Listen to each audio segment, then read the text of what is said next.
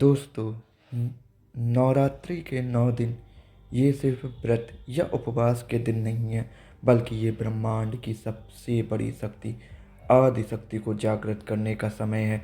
हिंदू धर्म में वैसे तो साल में 4 बार चैत्र, आषाढ़, अश्विन और माघ नवरात्र आते हैं, लेकिन भारतीय नववर्ष की शुरुआत करने वाली चैत्र नवरात्रि का महत्व सबसे गूढ़ और रहस्यमय है। क्या आप जानते हैं कि कलश स्थापना के समय कलश के नीचे जौ क्यों बोए जाते हैं, या फिर कलश के ऊपर रखे नारियल की दिशा अगर गलत हो जाए तो वह कैसे धन नाश या रोगों का कारण बन सकता है। आज के इस खास वीडियो में हम बात करेंगे गुरुवार 19 मार्च 2026 से शुरू हो रही चैत्र नवरात्रि की। मैं आपको बताऊंगा घट स्थापना का सबसे सटीक और शुभ मुहूर्त, और साथ ही हम जानेंगे कलश स्थापना और माँ दुर्गा के पूजन की संपूर्ण शास्त्र सम्मत विधि। तो आप इस वीडियो को अंत तक जरूर देखें, क्योंकि आधा अधूरा ज्ञान हमेशा नुकसानदायक होता है। इस वर्ष चैत्र नवरात्रि 19 मार्च 2026 गुरुवार से शुरू होकर 27 मार्च 2026 शुक्रवार तक रहेगी। प्रतिपदा तिथि का प्रारंभ 19 मार्च को सुबह 6:52 हो रहा है, और ये 20 मार्च को सुबह 4:52 तक समाप्त होगी। ध्यान दें, प्रतिपदा तिथि के क्षय होने के कारण इस बार घट स्थापना मुहूर्त अमावस्या तिथि पर ही पड़ रहा है। चलिए सबसे पहले नोट कर लीजिए नागपुर के स्थानीय सूर्य उदय के अनुसार घट स्थापना के सबसे शुभ चौघड़िया मुहूर्त। पहला मुहूर्त सुबह 6:52 से 7:43 तक। दूसरा अभिजीत मुहूर्त जिसको बोलते हैं, दोपहर 11:57 से 12:53 तक। शास्त्रों में कलश को भगवान श्री गणेश का प्रतिरूप माना गया है। कलश में 7 प्रकार की मिट्टी, सुपारी और मुद्रा रखी जाती है। लेकिन क्या आप जानते हैं कलश के नीचे जौ क्यों बोए जाते हैं? जौ को इस सृष्टि की पहली फसल माना जाता है। ये ब्रह्मांड के अन्नपूर्णा स्वरूप का प्रतीक है। इसे दशमी के दिन काटा जाता है। अब आते हैं सबसे महत्वपूर्ण हिस्से पर, पूजा विधि। घट स्थापना के लिए घर के ईशान कोण नॉर्थ ईस्ट को चुनकर गंगा जल से शुद्ध कर लें। पूजा शुरू करने से पहले खुद की शुद्धि बहुत जरूरी है। आसन पर बैठ जाएं। ध्यान रहे बिना आसन या पैर फैलाकर पूजा करना निषेध है। अपने ऊपर कुशा से जल छिड़कते हुए इस मंत्र का उच्चारण करें। ओम अपवित्र पवित्रो व सर्वस्ताम गतो अपि वा या समृत पुंडरीकाक्षम ब्रह्मवंतरा शुचि। इसके बाद 3 बार आचमन करें। ओम केशवाय नमः, ओम नारायणाय नमः, ओम माधवाय नमः, ओम गोविंदाय नमः।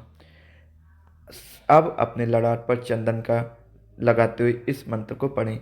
स्त्री सिंदूर या रोली का तिलक लगा ले। चंदनस महत्पुण्यम पवित्रम पापनाशनम आपदाम हरते नित्यम लक्ष्मी तिष्ठतु सर्वदा। घट कलश स्थापना विधि। अब हम कलश स्थापित करेंगे। मिट्टी के पात्र में मिट्टी और जौ की परतें बिछाएं। चौकी पर रोली से अष्टदल कमल बनाएं। कलश में रोली से स्वास्तिक का चिन्ह बनाकर कलश के गले में 3 धागा वाली मौली लपेटें और कलश को एक और रख लें। कलश स्थापित किए जाने वाली भूमि अथवा चौकी पर कुमकुम या रोली से अष्टदल कमल बनाकर निम्न मंत्र से भूमि का स्पर्श करना चाहिए। ओम भूरसी भूमि रस्यदि तिरसी विश्व धाया विश्वस्य भुवनस्य धरत्री पृथ्वीं यच्च पृथ्वीं द्रीं हा पृथ्वीं माहीसी। कलश स्थापना मंत्र। ओम आजिग्न कलशम मृताम त्वां विशांति वंदवा पुनरुज्जवन्निवत्रस्व सानय सहस्त्रम दुच्छ्वोरुधारा पयस्वती पुनर्मा विस्ताद्रयी। पुनः इस मंत्र उच्चारण के बाद कलश में गंगा जल मिला हुआ जल छोड़ें। इसके बाद क्रमशः चंदन, सर्वासुरी, मूरा, चंपक, मुस्ता, वच, कुष्ठ, शीलाजित, हल्दी, सठी, दूब, पवित्री, सप्त मृत्तिकाएं, सुपारी, पंचरत्न द्रव्य कलश में अर्पित करें। पुनः पंच पल्लव बरगद, गुल्लर, पीपल, पाकड़, आम कलश के मुख पर रखें। अनंतर कलश को वस्त्र से अलंकृत करें। तत्पश्चात चावल से भरे पूर्ण पात्र को कलश के मुख पर स्थापित करें।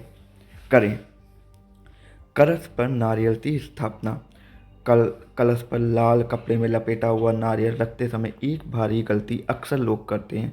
शास्त्रों में स्पष्ट लिखा है, अधोमुखम शत्रु विवर्धनाय ऊर्ध्वस्य वस्त्रम बहुरोग वर्धये प्राचीमुखम वित्त विनाशनाय